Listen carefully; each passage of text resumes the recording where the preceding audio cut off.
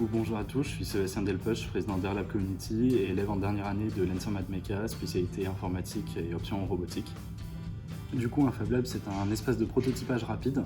Le prototypage rapide, c'est en fait la possibilité de venir au Fab Lab et de donner vie à vos idées pour faire des petits prototypes d'un produit qui va sortir après. Pour ça, on met à disposition plusieurs choses. On met à disposition premièrement des personnes qui ont plus ou moins de compétences et qui sont toujours ravies de discuter avec vous pour faire naître votre projet. Et on met surtout à disposition des machines.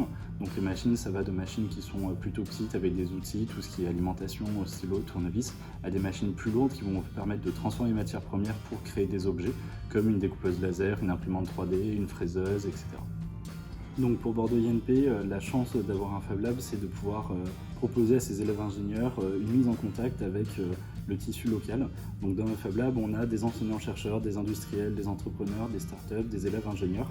Et tout ça, ça permet en fait de rencontrer des personnes et de commencer à se faire un réseau, à discuter avec eux, à avoir des idées. Le Fab Lab est ouvert à tous, pas que aux élèves ingénieurs, ce qui permet en fait à des enseignants-chercheurs ou à des entreprises de venir réaliser des prototypes directement dans le Fab Lab. On a eu plusieurs réalisations ici, typiquement l'association Poppy Station qui fait des projets chez nous, ou alors des enseignants-chercheurs qui font des prototypes de robots. Pendant longtemps, le Fab Lab a accueilli l'équipe Roban qui participe à la RoboCup dans la Ligue Soccer et qui a été champion du monde plusieurs fois, 4 fois d'affilée. Le Fab Lab de Bordeaux INP, il est géré en partie par une personne qui est détachée de l'ENSA Mathmeca Bordeaux INP pour gérer ce Fab Lab. Et en plus de ça, il y a une association, Airlab Community, dont je suis président, qui est là pour gérer et animer le Fab Lab. Cette association, elle a pour but de gérer toutes les personnes qui viennent profiter du Fab Lab. Donc pour pouvoir utiliser le Fab Lab, il faut adhérer à cette association. Cette association, elle est ouverte à n'importe qui et il faut nécessairement être adhérent pour pouvoir accéder au Fab Lab. L'objectif de cette association, c'est de gérer et animer le Fab Lab.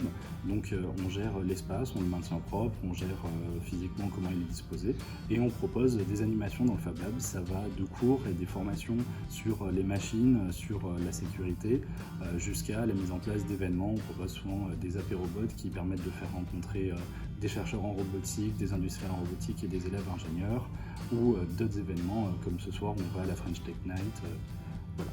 En plus des formations et des cours que l'association propose, on accompagne aussi les étudiants en leur proposant chaque année des stages. On accueille via différents organismes une dizaine de stagiaires dans le Fab Lab pour qu'ils puissent découvrir notre univers et ensuite peut-être plus tard adhérer à l'association et revenir sur leur temps personnel.